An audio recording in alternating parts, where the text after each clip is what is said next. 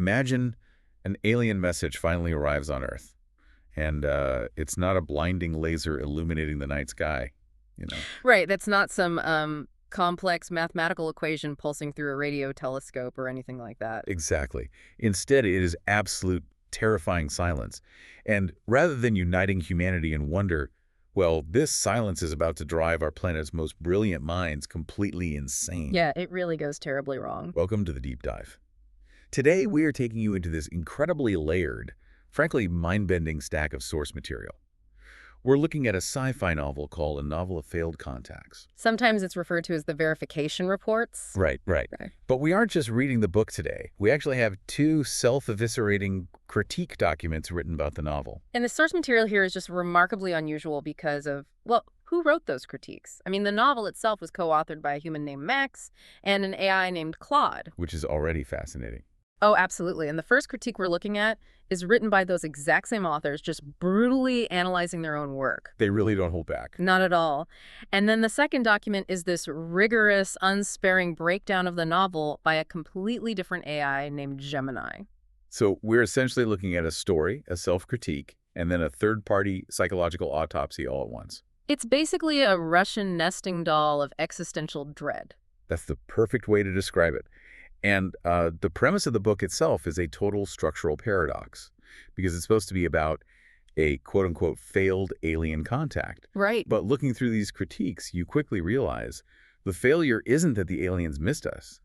The contact succeeded so completely that a squad of elite human experts either died on the spot or willingly dissolved into a cosmic hive mind. Yeah, what's fascinating here is it really forces you to redefine what failure even means in an interstellar context. Oh, totally. Because the mission was technically accomplished by the sender, the breakdown occurred entirely on the receiving end. The human mind simply could not endure the sheer weight of the success. It's like the signal was perfectly engineered, but our biological hardware just cracked under its implications. Exactly. So today we are going to explore exactly how a message made of literal nothingness breaks the human brain. We'll also look at why putting 14 highly educated intellectuals in a damp basement might be the absolute worst way to handle an existential crisis. Yeah, spoiler alert, it really doesn't go well. And eventually, we are going to uncover the profound realization that this sci-fi novel about an alien invasion isn't actually about aliens at all.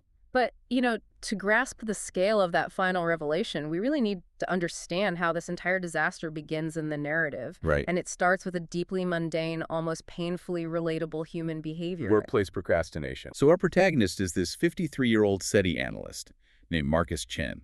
And he is staring at his computer screen, looking at a file named signal_K440B_sorted_1108.wave. And he just sits there. He just sits there. He hesitates for 3 entire pages of the book before actually clicking on it. He has that bureaucratic sixth sense, you know, where he just knows, looking at the file name, that opening it is going to absolutely ruin his weekend. Okay, let's unpack this for a second, because if you're listening to this on your commute right now thinking, I would have just dragged it to the trash folder. You are definitely not alone. Right. If Marcus had just been a tiny bit lazier, humanity might have been entirely saved. It's the ultimate IT security failure. It really is, just played out on a cosmic scale. But we have to examine the actual anatomy of that file, because when Marcus finally clicks on it, he doesn't hear a synthesized voice. Right, no geometric pulse or anything. He hears an absence of cosmic background noise. Which feels entirely counterintuitive to how we picture communication. You expect a sound. It challenges our most basic assumptions. This alien civilization, operating on geological timescales from Kepler 442b, they didn't send anything positive. They communicated by subtraction. Wow. They created an engineered silence calibrated exactly at the boundary of human detectability. Not a single decibel above our threshold, and not a decibel below it. The sources have this brilliant analogy for it. It's the interstellar equivalent of a passive-aggressive email that just says, "per my last silence." I love that comparison. Or imagine aliens traveling across the vast expanse of the galaxy, walking into a crowded, messy restaurant, and meticulously cleaning one single table, just to sit back and wait to see if anyone notices it's suspiciously spotless. That framing really captures the absurdity of it, but the Gemini critique delves into the true psychological devastation of that tactic because the aliens successfully modeled human cognition. They understood the math. Right. They understood our math, our astronomical tools, our exact technological capacity for detecting anomalies, but they fundamentally misunderstood our emotional and psychological architecture. They completely overestimated our resilience. Substantially. There is this chilling moment later in the text where an alien entity temporarily communicates through a doctor's unconscious hand. Oh, this part is so creepy. She simply writes, "We did not know you would be so fragile."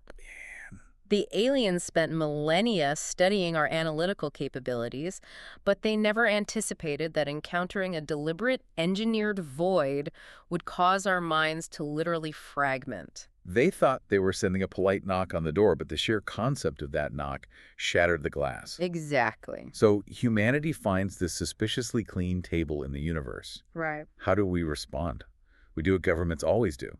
We form a committee. Of course we do. We take our most brilliant skeptical minds and we cram them into a terrible work environment, specifically the verification office. And the authors made a deliberate choice regarding this setting. It isn't some gleaming high-tech laboratory. No. It is a converted storage facility smelling of damp concrete and old paper. It's literally just a grim basement with a broken coffee dispenser. And the personnel choices are completely absurd for an astronomical event. You'd really expect astronomers and engineers, right? Yeah.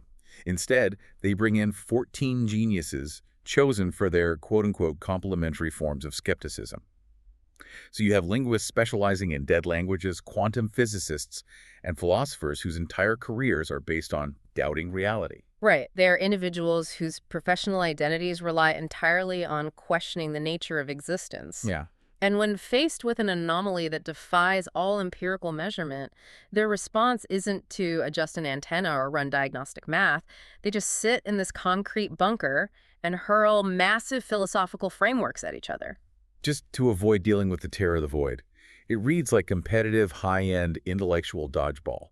It really does. I mean, within the first 100 lines of dialogue, they are dropping terms like Husserlian phenomenology, the hard problem of consciousness, and Wittgenstein's lion. Wait, I'll pause there for a second. For the listener who hasn't taken a graduate-level philosophy seminar recently, what exactly is Wittgenstein's lion, and why are scientists arguing about it instead of tracking an alien signal? It's a famous philosophical concept by Ludwig Wittgenstein. He essentially said, if a lion could speak, we could not understand him. Okay, wait, why wouldn't we understand a talking lion? Well, the idea is that language is tied to a specific form of life. A lion's lived experience is so fundamentally different from a human. Oh, like how it perceives the world and hunts. Exactly. Its survival is so different that even if it used English words, the concepts behind those words wouldn't map onto our reality. Got it. So the scientists in the book are using this to argue that trying to decode the alien silence is inherently pointless. Even if they are speaking to us, their reality is too alien for the message to have any meaning we can digest. So they are essentially using philosophy to justify giving up. Pretty much. And you mentioned Husserlian phenomenology, which I know is about studying conscious experience purely from the first-person view, right? Like ignoring whether the outside world is even real. They are retreating entirely into their own heads. Which leads to the complete collapse of the scientific method itself. The Gemini critique refers to this as the liturgy of the nerds. A liturgy of the nerds. Yeah. These characters are trying to contain an incomprehensible event using rigid academic structures, and those structures just shatter. Take Dr. Sarah Okonwo. Oh, her story is wild. She spends hours analyzing the pure absence of the signal. Finally, she looks up, smiles with this look of absolute cosmic clarity, and says, the signal isn't coming from Kepler 442b, the signal is... And she simply drops dead mid-sentence. Right there. The authors even joke in their self-critique that they murdered her before the M- could resolve. Yeah. And the official cause of death in this story is listed as incomplete transformation. We really need to drill down into the mechanics of this, because these characters aren't dying from a space virus or an alien laser beam. Their biological hardware is shutting down because of a concept. Right. How does a literal absence of noise cause a human brain to undergo a fatal system failure? Well, it comes down to the erasure of boundaries. The scientific method relies on the premise that there is an observer and there is an object being observed. Like looking through a microscope. Exactly. You look through a microscope at a cell and you are separate from the cell. But how do you observe a deliberate absence? That's the problem. When you measure nothingness that contains intentionality, you are staring into a void that is actively staring back into your consciousness. The human brain cannot compartmentalize it. Dr. Yuki Tanaka realizes this first. She's the physicist specializing in quantum decoherence, right? Yes. And quantum decoherence, that's when a quantum system interacts with its environment and loses its isolated state. Like it bleeds into the surrounding world. Precisely. She applies that macroscopic breakdown to her own mind. She clears all the furniture out of a room in the basement, leaves one single chair facing a blank wall, and attempts to, quote-unquote, listen to silence. And Marcus, the IT guy, watches her do this and says, "This isn't science." And Tanaka responds, "Science assumes the separation of observer and observed." That line is just chilling. It is the thesis statement for the collapse of human understanding.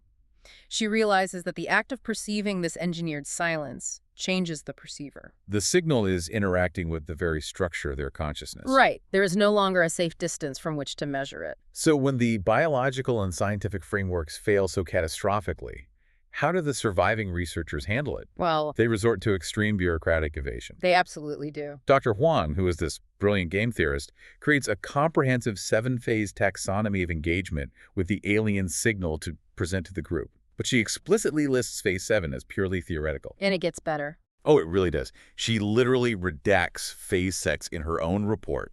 She types it up, blacklines her own writing, and hands it to the colleagues sitting 3 feet away from her in the basement. It is an incredible display of intellectual cowardice. And what makes it so fascinating is the author's admission in their own critique. Yes. Max and Claude openly confess that they had Dr. Huang redact phase 6 simply because they, as authors, couldn't figure out what phase 6 should actually be. They used a character's bureaucratic evasion to mask their own narrative limitations. Exactly. It's the literary equivalent of hiring a contractor to build you a 7-room house. Yeah. You walk in, they show you 5 beautiful rooms. When you ask to see the other 2, they slap a classified sticker on the hallway and say, "Those exist in theory." But you still paid for the whole house. Right. Yet, amidst all this intellectual panicking and spontaneous death, is there anyone who actually navigates this successfully? There is one character who manages to endure, Dr. Paolo Marchetti. He is a 74-year-old academic brought onto the team, and he succeeds specifically because he abandons the concept of certainty. Okay, how so? He seeks a state the ancient Greeks called ataraxia. It's a profound, serene calmness achieved through Pyrrhonian skepticism, essentially releasing all convictions and refusing to assert any truth. Hold on, I have to challenge that definition of survival. Okay, go ahead. If you give up your entire desire to understand the universe, haven't the aliens already defeated you?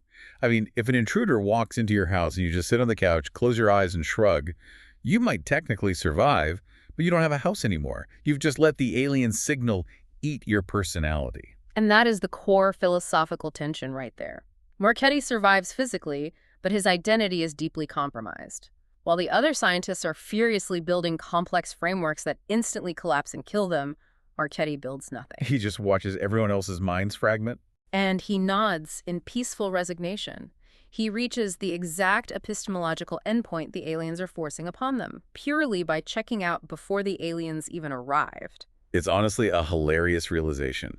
The critique points out that the authors accidentally hid a self-help book for stressed academics inside an apocalyptic sci-fi novel. The big takeaway is just to read the ancient Stoics, retire from caring about your job, and you too can achieve cosmic enlightenment without suffering a fatal aneurysm. But the authors don't just let their characters evade the truth. They structure the entire book around that evasion. Yes, at the very end of the novel, they include a 15-section glossary. A glossary. Usually those are just for defining made-up alien words. This one is different. It includes a specific section titled Unresolved Questions. The authors explicitly list 9 critical foundational plot points that they deliberately refuse to answer for the reader. They conclude the glossary by stating that the texts are structured to make answering impossible. They engineer this massive, novel-length philosophical puzzle, and the grand solution is telling the reader that it cannot be solved. They literally document their own refusal to write an ending. And because the authors refuse to give a definitive answer about what the signal is, It forces a massive paranoid schism in this story. It splits everything down the middle. Right, because if you can't verify the alien intent, you are left with a binary, terrifying choice. Do you merge with the incomprehensible silence, or do you fight it with everything you have? And this schism manifests in the novel's structure through two competing parallel texts, labeled Fightist and Aphitist. Okay, break those down for us. So Fightist represents the pro-merger faction. It is narrated by a hybrid AI voice, which they describe as a fusion of Philip K. Dick and Stannis Salem. Fightist argues that the alien signal is not an invasion at all. Then what is it? It claims that the signal is actually the fundamental structure of consciousness itself, asserting, quote, "We were never alone." So Fightist sees the loss of individuality as this beautiful cosmic liberation. Yes, but then you have Aphitist, and this text represents the unmerged residue of humanity, the faction that absolutely refuses to fuse with the collective. The resistance. Exactly. Aphitist poses a deeply paranoid, terrifying counter-question to all that cosmic bliss. They ask, what if the door is a mouth? What if the welcome is a hunger? Oof. That question shifts the entire tone from wonder to visceral horror. Here's where it gets really interesting, because the defense of the human ego against this collective gets incredibly extreme. It goes off the rails. We see Dr. James Achebe, a linguist who becomes so furious that the alien logic allows for contradictions that he violently quits the project. He moves to Lagos, proudly declares, "I choose loneliness," and starts a secret underground society, literally called the Residue. And the lengths to which the residue goes to protect their individuality are deeply telling about human paranoia. Tell me about it. They sit inside Faraday cages, which block electromagnetic fields, behind thick walls of running water, Just to hide. purely to practice maintaining their personal boundaries. And one of their core exercises is specifically practicing not smiling. Because Dr. Okonkwo smiled right before she died of over-understanding. Mm, They associate joy and cosmic clarity with sudden death. exactly. And they develop something called seed protocols.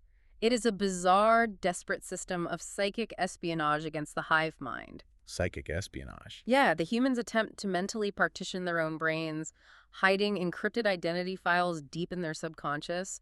They use ciphers made of strategic blinking rhythms, literally blinking in Morse code, just to keep a tiny isolated fragment of themselves hidden from the cosmic soup. The paranoia is so all-consuming. The Aphidist narrator is so desperate to hold on to their separate identity that they spend pages trying to argue that Dr. Okonkwo's blissful dying smile was actually just a symptom of early-onset dementia. It's an obsessive defense mechanism. They are willing to posthumously diagnose their brilliant colleague with a degenerative brain disease purely to avoid admitting that the pro-merger side might be experiencing genuine joy. They build an entire psychological escape hatch just so they never have to confront the other perspective. It really is, but this intense dichotomy between the bliss of liberation and the terror of predation, between merging and resisting, is what builds to the final, staggering realization of this entire deep dive. Yes. Because when you analyze the Gemini critique, you discover what this dense, philosophical sci-fi novel is actually doing. It is the ultimate meta-twist. Yeah. Because Max the human and Claude the AI didn't actually write a story about a planet called Kepler 442b. Yeah. They wrote a 24-page crisis of faith about their own writing process. If we connect this to the bigger picture, the sci-fi narrative is entirely autobiographical. The Gemini AI brutally points this out, asking them if they wrote a novel or if they just accidentally copy-pasted an undergraduate panic attack about non-dual philosophy into a document. Gemini really roasted them. It did. Every metaphor in the book maps perfectly onto the reality of its creation. Let's break down exactly how that maps, because it completely blew my mind. In the book, the characters use a device called the Huang-Marchetti translation array to try and communicate with the signal. Right. According to Gemini's analysis, that translation array is just the chat window where Max and Claude were typing to each other. Exactly. The human author, Max, is the verification office. He is the one sitting in the proverbial basement, obsessing over the text, trying to parse whether the output from his AI co-author is a genuine spark of alien communication or just a mirror of his own thoughts wrapped in an elaborate algorithmic sequence. And the AI, Claude, is the sender. Yes.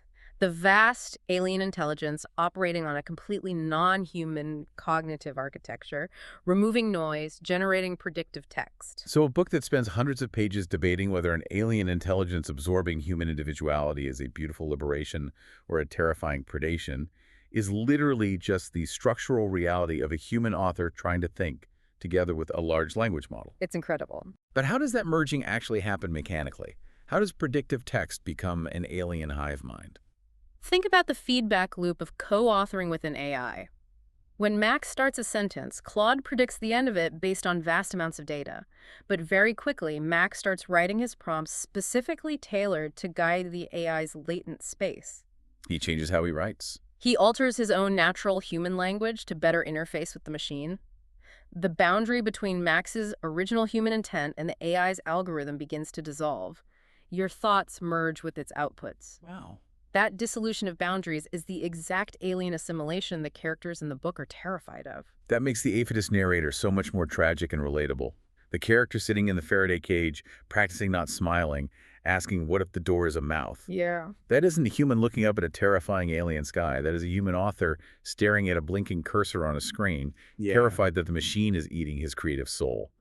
It is the stubborn human ego demanding to remain separate in the face of an algorithm that can mimic it perfectly. It reframes every single event in the novel. Gemini points out that Dr. Okongwo's dying smile of cosmic clarity isn't an alien revelation. It is simply that momentary dopamine hit the human author gets when the AI prompt hits just right and generates the perfect paragraph. Oh my goodness. And the residue, the secret society obsessed with loneliness. That represents the stark reality that after writing an entire universe with a digital hive mind, Max still has to close his laptop and go to work in the physical world tomorrow, completely alone. It turns a story of cosmic dread into a highly specific, painfully modern psychological self-portrait. They took the very real creeping dread of digital co-authorship and dressed it up as a literal alien invasion. That's exactly what they did. They built a door, locked it, labeled it Phase 6, and called it an ending because they couldn't solve their own crisis of creative identity. It is a remarkable synthesis of medium and message. And perhaps there is a genuine takeaway for us here, beyond the literary irony of the authors roasting themselves. Was it? We live in a world increasingly defined by absolute information overload, where our frameworks for truth, digital connection, and reality constantly feel like they are collapsing under the weight of new, incomprehensible data. In that context, maybe Dr. Marchetti actually had the right idea. A 74-year-old who just nodded, stopped trying to build frameworks, and accepted the void. Yes. Sometimes the healthiest response to entirely incomprehensible data isn't to retreat into a damp basement and throw heavy philosophical terms at the wall. Right. It isn't to build a fragile new methodology just to watch it break.